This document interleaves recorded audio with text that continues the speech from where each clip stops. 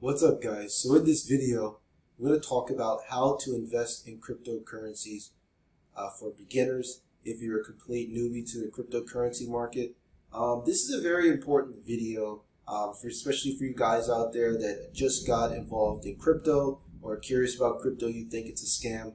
I want to keep this video as short as possible, but I want to spend some time kind of going over some of the more important concepts, explain to you guys that crypto isn't a scam, but you just have to educate yourself on how things work, the history of cryptocurrencies in general, and some scams to avoid. So in this video, I'm going to be giving you guys, we're going to start off going through some of the most popular coins out there. I'm going to show you guys how to get set up on a cryptocurrency exchange, make your first purchases, how to safely store your coins both online and offline, and then there's some tips and tricks to remember and some things that I personally do with cryptocurrency. So we're going to be sharing a lot of good information in this video. If you guys enjoy my content, please smash the red subscribe button to get more information from me.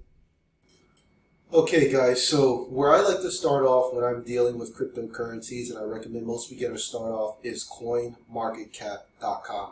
Now they do have some other sites out there, okay? Another alternative is a site called CoinGecko, but you guys can check that one out as well if you're having problems with CoinMarketCap. But I like to use CoinMarketCap, really simple to use. So as you can see here, we got to start off by not just looking at cryptocurrency in terms of like Bitcoin or Ethereum. If you guys are familiar with crypto, you probably know about those two popular ones. What we want to look at is an entire sector, okay? An entire industry. So the first thing we want to do is we want to go up here and we want to take a look right here. See, there are 20,000 cryptocurrencies, almost 500 exchanges, and the total market cap is just under $1 trillion, okay? Bitcoin dominance, that means Bitcoin is the largest cryptocurrency. It's at 42%, and Ethereum dominance is at 17%. So this is really important to look at, okay? Generally what I like to do is I like to buy my crypto when the entire market is down, because sometimes what will happen is, if you take a look at some of these coins here, what you'll see is sometimes, you know, maybe a Bitcoin will go up and then the other altcoins will go down. So altcoins meaning any cryptocurrency other than Bitcoin, okay? Or sometimes the altcoins might rip and Bitcoin goes down. Now that's generally because what people will do is they'll sell Bitcoin, buy altcoins, then they'll dump those altcoins, buy back into Bitcoin.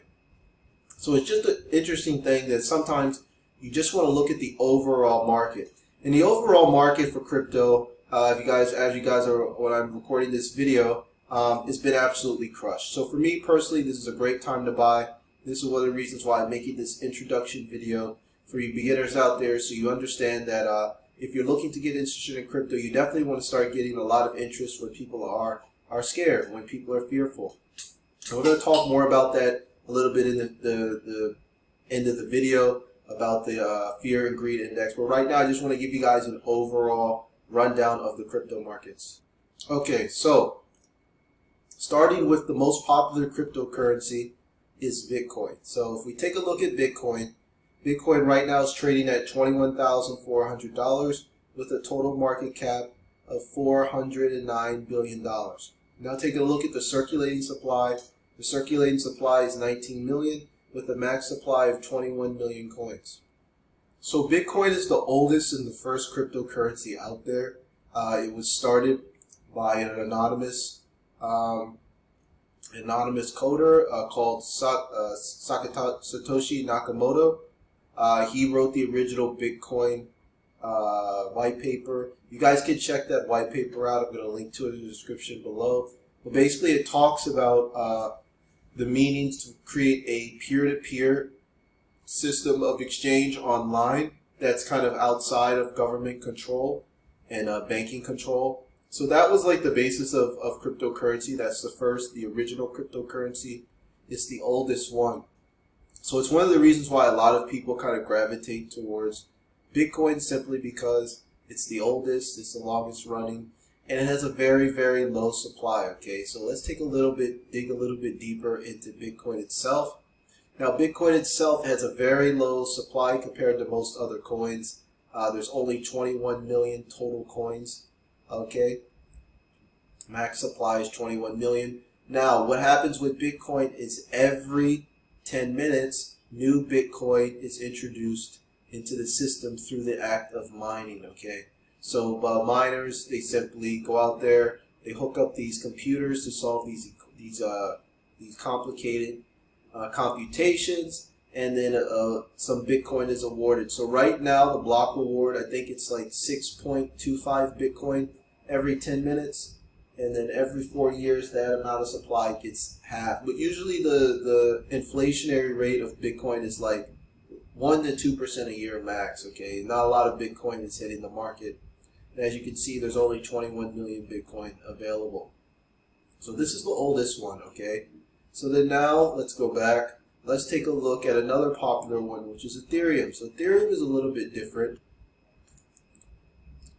Okay? Ethereum is used, now while Bitcoin is used as a peer-to-peer digital payment system like digital gold, Ethereum is mostly used for things like ETFs. It's used to, swap coins and stuff like that. It's kind of used as, not necessarily like for payments and stuff like that, but it's used as a secondary rail for lots of other different things. You'll see it very, very popular with NFTs, non-fungible tokens. You'll really see it, getting more and more popular as we see more and more people, basically get involved in the digital goods. So many things, digital art, so many things that you can do with crypto outside of just Bitcoin, which is just basically payments. And that's one of the reasons why Ethereum is so popular. So Ethereum is not as old as Bitcoin, but it has had some pretty good returns over the last couple of years. Actually, Ethereum has outperformed Bitcoin over the last 5 years. And one of the reasons is that a lot of people are getting into things like digital art. If you guys are familiar, we're going to talk a little bit about NFTs in the future, before this video ends. But right now, I just wanted to give you a gist of some of the more popular ones. Okay, now Tether. Tether is basically just used as a stable coin, okay? People just use it as a replacement for the US dollar. Same thing for USD coin. BNB, this is Binance, okay? Binance token. This Binance is the largest, I believe it's the largest, yeah, I think it's the largest cryptocurrency exchange in the world. It's based mostly in Asia, okay? And then they have the Binance US dollar. Then we have XRP. This one's a little tricky, okay? XRP's been around for a long time. They're dealing with some SEC issues and things like that. But once again, this is basically used for payments, but it's really not decentralized in my opinion, okay? And there's a high circulating supply. Then you have Cardano. This is another one. This was founded by the same guy that got involved with Ethereum, Charles Hoskinson. Solana, Dogecoin. If you guys are familiar, you probably remember Dogecoin being pumped by Elon Musk when he made an appearance on Saturday Night Live. And then Solana is another popular kind of alternative to Ethereum. And then you have all these other coins, okay? So there's lots of other coins. Litecoin, actually Litecoin's the second oldest coin out there. You have Uniswap, that's made as a DEX, that's used to swap in and out of tokens. Shiba Inu, that one was really popular. Polygon, this is another secondary rail for Ethereum. So, there's so many coins out there, and it'll take a lifetime to study all of these coins. So that's what I wanted to do, is I wanted to kind of give you guys a gist of some of the more popular coins. Now, what we're going to do is we're going to show you guys exactly how to invest in them, because you can't really invest if you don't even know much about the coins in general. So the first thing I would recommend is, before you even think about setting up a cryptocurrency exchange, head over to some of these websites, read the white paper, okay? Start off, you can read the Bitcoin white paper. That's probably the first paper you should read. I'll link to it in the description below. Read that white paper, guys. You guys are thinking about investing in some of these other coins for the long run, you should definitely read the white papers as well. If you're just thinking about buying just to dump it quickly off a quick profit, then I'm going to show you guys how to do that. And we're going to get into this, kind of the second part of this video, show you guys step by step how to set up your crypto account and how to start making some money. Okay guys, so what you'll need is, you'll need a cryptocurrency exchange account to buy your Bitcoin. So I personally use Coinbase. I'm based out of the United States. That's my favorite choice. Coinbase is the most popular cryptocurrency exchange in America. It has last time I checked, it had almost 100 million users.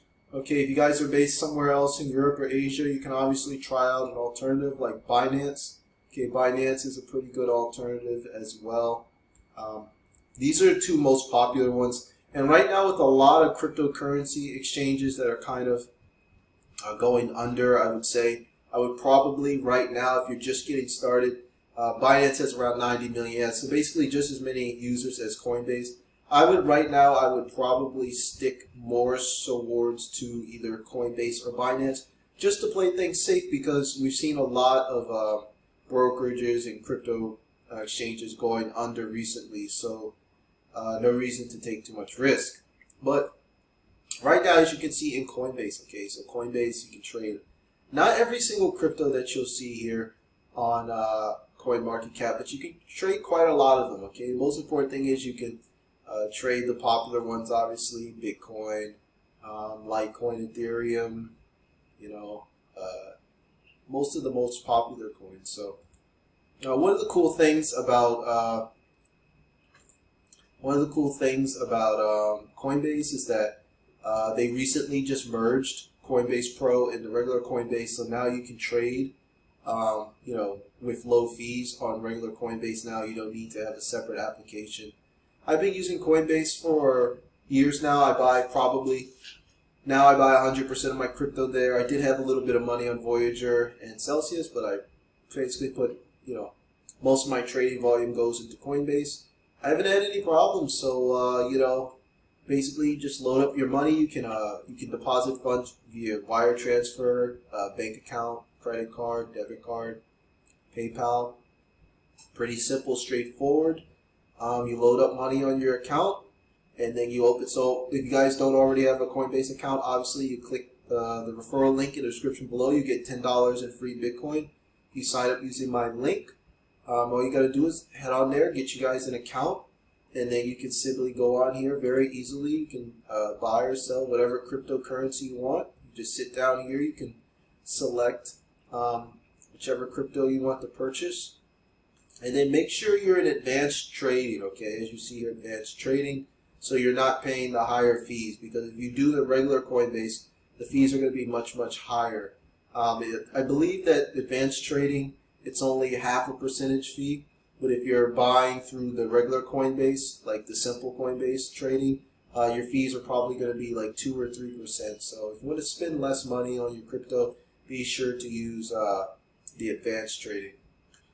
Okay, so now I want to give you guys what I personally do with my cryptocurrency. So, you know, a lot of people are worried about the current price of Bitcoin. And as you can see here, Bitcoin has not performed very well, you know, this year to date. As you can see, Bitcoin is down a ton, okay?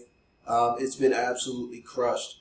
But one of the things I like to think about when I invest in cryptocurrency is I like to think about a quote I remember from Warren Buffett. And he was talking about the stock market, but I think this has to do with crypto as well. And he said something like, if you don't plan to hold a stock for 10 years, don't hold it for 10 minutes.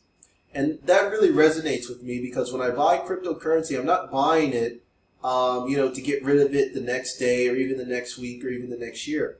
I'm really buying crypto for a long-term financial security. So I'm in my mid-30s. I'm 35 years old. I'm not buying Bitcoin because, you know, I want to make a lot of money next year. I'm really buying Bitcoin so that in my 40s, I'm completely financially free. I can choose whether to work or not.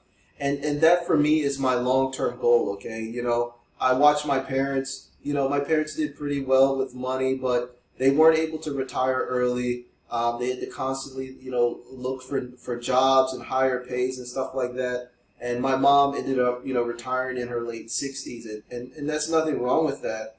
You know, obviously we need people to work and contribute to society, but I don't necessarily want my career to be the same way. I would love to be financially free in my 40s and just work on stuff that I really care about, that I'm passionate about, not that I have to work to pay bills. So And I believe Bitcoin can get you there. For you guys out there that are under 40, especially you guys out there that are under 30, this is not financial advice, but if you really think about crypto in long term, the potential for this, the potential for cryptocurrency is absolutely enormous, and there's a long way to go.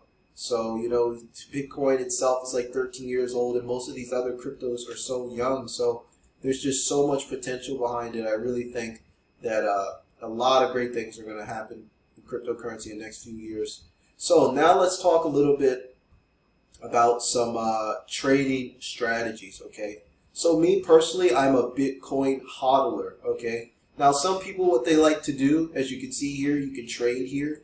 What you can do is you can simply open up one of these charts. If you guys want to make some quick profits in Bitcoin, as you see here, when you see the price kind of tanking lower right here, you can simply buy these dips, and then as it's pumping, you can sell. So let's say you bought one Bitcoin here at 25, it goes up to 21.5, you could sell that same Bitcoin minus your fees. You're going to spend a little bit of money in fees, but basically you make like $1,000.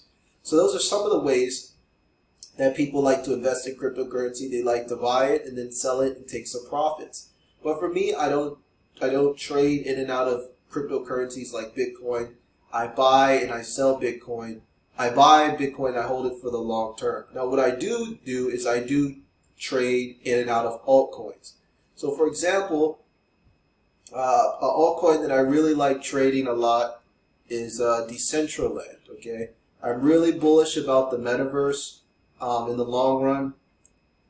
And cryptocurrency like Mana, it's very cheap, okay? It's under $1. That means that the coin doesn't have to move up that much for you to make profits. So here's an example here. You could have bought Mana at around 82 cents. Now it's pumped up to around 87 cents. You could have sold here, made some quick profits, right? Let's say you put, you got about 1,000 Mana, right? That's about $820, okay? And then you sold it here at 86. You would have made, a nice little profit there. So that's another way that you can kind of invest in cryptocurrency, trading altcoins.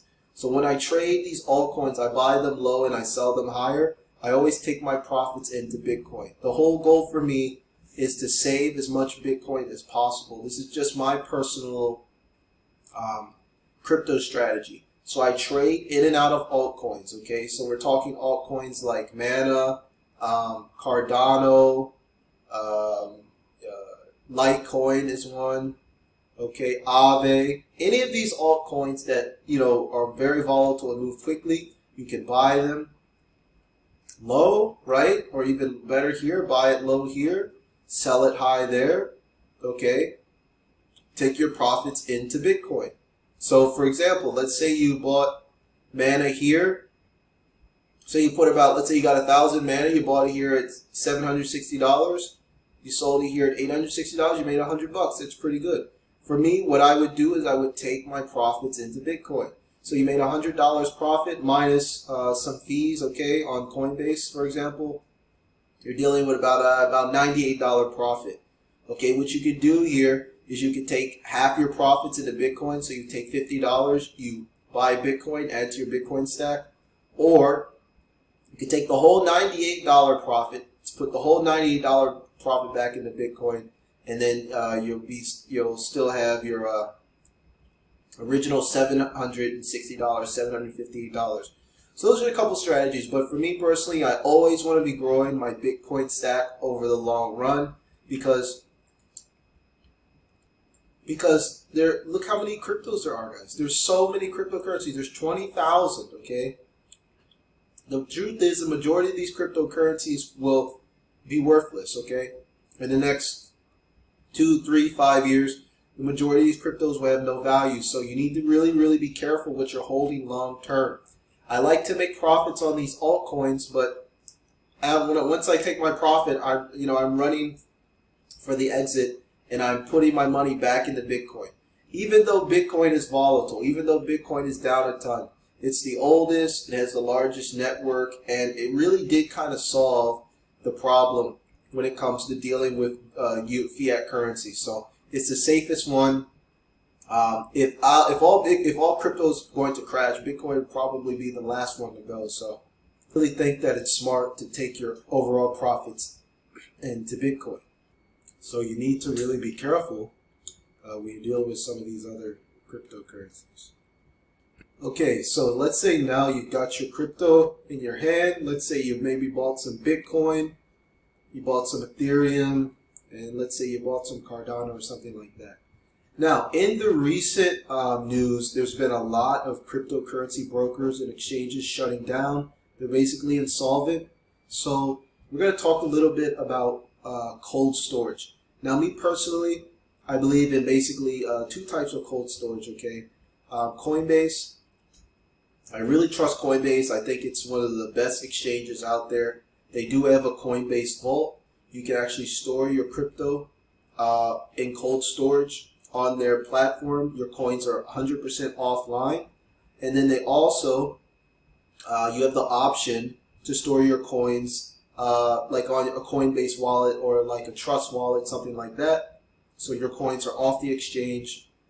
You can simply, I'll link to some of those apps below. You can download those apps, right? So you can just simply open up a wallet on your phone and then you can store your coins there. So that's kind of that's probably the easiest way for most people. Download a digital wallet, a crypto wallet on your phone, move your coins from the exchange onto your phone. And you can do this really easily, okay? Coinbase, they have a withdrawal feature. All you have to do is set up your crypto address from your phone. You can move your coins offline. Not a bad idea considering how the markets are right now. Another alternative is to get a hardware wallet, okay? Okay, so a hardware wallet basically stores your crypto off your phone, okay? So you don't have a crypto wallet on your phone, you don't have your crypto on exchange. Okay, Ledger is probably the one that I'm most familiar with. They have another one as well, it's called a Treasure, but I really think Ledger is probably a little bit safer. Okay, trusted by 4 million people. It's been recommended by Forbes, TechCrunch, and Bloomberg. Really easy to get started with your Ledger. You're able to just store all of your crypto offline and you control your private keys. So you'll probably, if you guys are beginners, maybe you've heard some people talking about not your keys, not your coin. Well, this is what they mean. You want to have control of your private keys if you're really thinking about protecting your crypto over the long run without having any complications. And that's simply because what you're seeing here with a lot of these companies like Voyager and people having problems with Celsius is that they didn't control their private keys. So what I mean is that even though the crypto was on the Voyager or the Celsius platform under their name, the truth is that these companies controlled the crypto. And then the companies ended up loaning out the crypto to hedge funds, and then the hedge funds defaulted on their loans. So then, of course, the crypto companies are going to use the customer deposits to bail themselves out. So that's where if you guys own the coins yourself, you have the private keys, this can't happen to you. And this is definitely something to think about moving forward, okay? Either storing your coins in a crypto wallet on your phone, or for complete 100% security, just getting a ledger and storing them offline. And I'm going to make a separate video. I'm going to be getting a ledger pretty soon and showing you guys how to set that up in my tutorial video. So be sure to check that out. But for right now, I just really wanted to talk about this. You can purchase one of these. It's not very expensive, like 150 bucks. Not too expensive to get your hands on one of these. They have a couple of them. They have the Ledger Nano X, and then they have the Nano S Plus. So, like I said, be sure to check these out. I'll link to these in the description below. If you can, try to buy these direct from the manufacturer. If you try not to buy them on eBay or like Craigslist or any of these secondhand sites or any of these classified ad sites, because what might happen is that the owner might steal the private keys and sell it to you, and then when you simply get it in your hands and start depositing your crypto onto the wallet, they have your private keys. They might just wipe your coins clean. So make sure you're trying to buy it direct from the manufacturer, and make sure that when you buy it, the box is completely sealed. The seal isn't broken. Just a couple of tips right there, guys. So guys, that's basically the bulk of it, what you need to get started. Yeah, so guys, that's about it. That's what you need to get started in the crypto. I didn't want this video to go on too long because obviously, you know, really to understand crypto 100%, it's going to take a lot of research, a lot of time, but you don't want to wait forever, okay? Things are moving fast, okay? Crypto is a new industry. It's really going to take over global finance, I believe, replace the old fiat system. It's only a matter of time. So you definitely want to educate yourself, but you don't want to wait too long, okay? Action is so important nowadays. If you want to basically provide yourself a better financial future for yourself, for your children, your grandchildren, all the people are going to come after you. Crypto is definitely a great way to get there. So like I said, guys, we'll be wrapping this video up pretty soon. We've covered the basics of crypto, the top coins, looking at the overall market, how to get an exchange account set up, how to make your first purchase, okay, how to store your crypto offline, some alternatives. So like I said, guys, if you have any more questions, let me know in the comments. We'll be wrapping this video up right now. Be sure to smash the red subscribe button if you enjoy my content. So that's it till next time, guys. Take care.